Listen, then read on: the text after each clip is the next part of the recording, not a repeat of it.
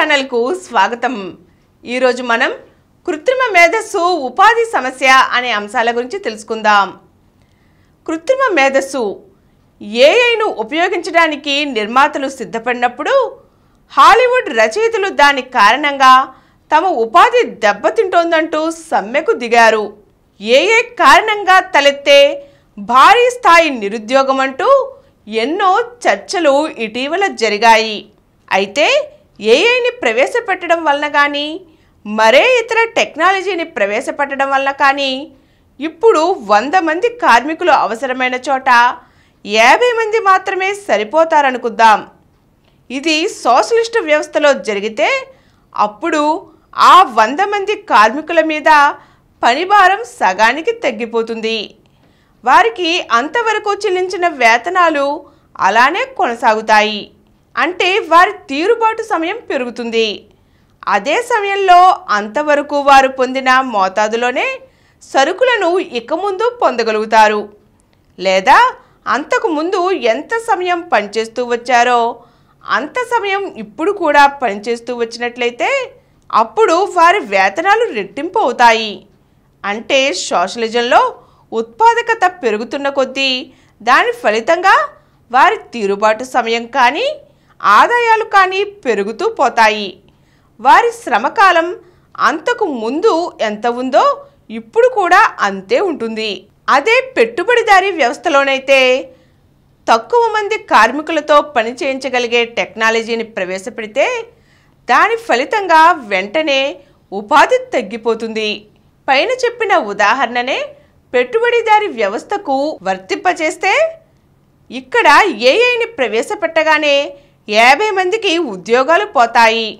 కొత్త టెక్నాలజీని ప్రవేశపెట్టినందుకు అయ్యే అదనపు ఖర్చు వలన తమ లాభాలు తగ్గిపోకుండా ఉండాలంటే యజమానులు అదనంగా ఉండే కార్మికులను తొలగించి తద్వారా తమ ఖర్చును తగ్గించుకుంటారు. ఇలా పనులు పోగొట్టుకున్న 50 మంది నిరుద్యోగ సైన్యంలో కలుస్తారు. అప్పుడు మెరుగైన జీతాలు కోరుకునే కార్మికుల పోరాట శక్తి బలహీనపడుతుంది. వారి వేతనాలు పెరగవు సరికదా, తగ్గే అవకాశాలు ఉంటాయి. అంటే పని భారాన్ని తగ్గించే ఏ టెక్నాలజీ అయినా పెట్టుబడిదారీ సమాజంలో ప్రవేశపెడితే దాని వలన కార్మికుల పరిస్థితి మరింత దిగజారుతుంది. నిరుద్యోగం మరింత పెరుగుతుంది. కార్మికుల నిజ వేతనాలు తగ్గుతాయి. కొత్త టెక్నాలజీ ద్వారా అదనపు ఉద్యోగాలు కలుగుతాయని వాదించిన ఆర్థికవేత్తలలో డేవిడ్ రికార్డో ముఖ్యుడు. అంతకన్నా ముఖ్యమైనది మరొకటి ఉంది. పెట్టుబడిదారుడు తాను ఉత్పత్తి చేసే సరుకులకు మార్కెట్లో డిమాండ్ ఉంది అన్నప్పుడే అదనంగా పెట్టుబడి పెడతాడు. కొత్త టెక్నాలజీని తెచ్చి దాని వలన తన ఉత్పత్తి ఖర్చు తగ్గిపోయింది కనుక లాభాలు పెరుగుతాయి కనుక అదనంగా పెట్టుబడి పెట్టాలని అనుకోడు. అలా అదనంగా పెట్టే పెట్టుబడితో ఉత్పత్తి అయ్యే అదనపు సరుకును కొనుగోలు చేయగలిగిన అదనపు డిమాండ్ మార్కెట్లో ఉన్నప్పుడే ఆ అదనపు పెట్టుబడి పెట్టడానికి ముందుకు వస్తాడు. అయితే కొత్త టెక్నాలజీ ప్రవేశిస్తే వెంటనే ఉన్న ఉద్యోగాలు తగ్గుతాయన్నది రికార్డో సైతం అంగీకరించిన విషయమే.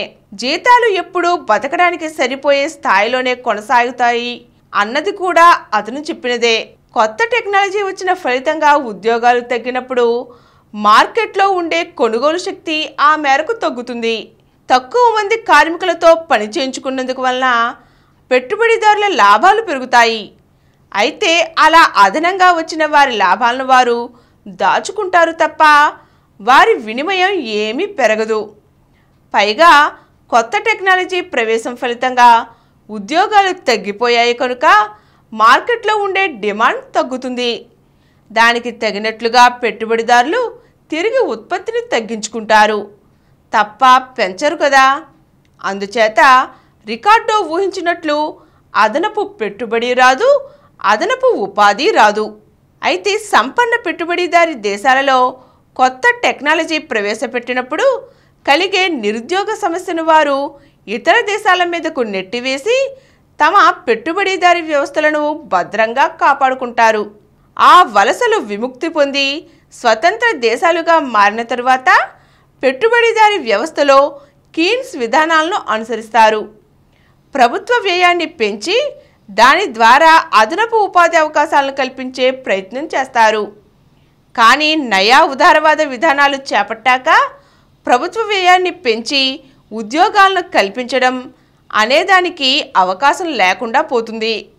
అందుకే ఇప్పుడు ఆ సంపన్న పెట్టుబడిదారి దేశాలతో సహా పెట్టుబడిదారి ప్రపంచం మొత్తం మీద నిరుద్యోగం అతిపెద్ద సమస్యగా మారింది.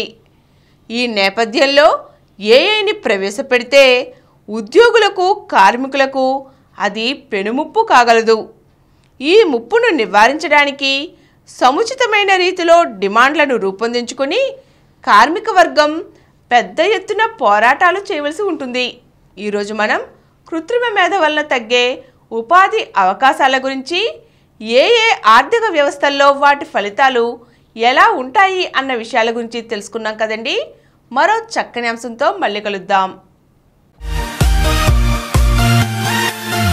ఈ కార్యక్రమం మీకు ఎంతో నచ్చింది కదా. ఇటువంటి మరిన్ని వీడియోల కోసం అనతి కాలంలోనే 20 కోట్ల వ్యూస్ సాధించిన సమరం ఛానల్ సమర్పించు సమరం ప్రగతి ఛానల్కు సబ్స్క్రైబ్ చేయండి, లైక్ చేయండి, మీ ఫ్రెండ్స్కి షేర్ చేయండి. అలాగే ప్రక్కనున్న గంట సింబల్ని ప్రెస్ చేయడం మర్చిపోకండి. Please download Samaram Channels app from Google Play Store and watch your favorite channels. Click the bell icon and subscribe to the channels.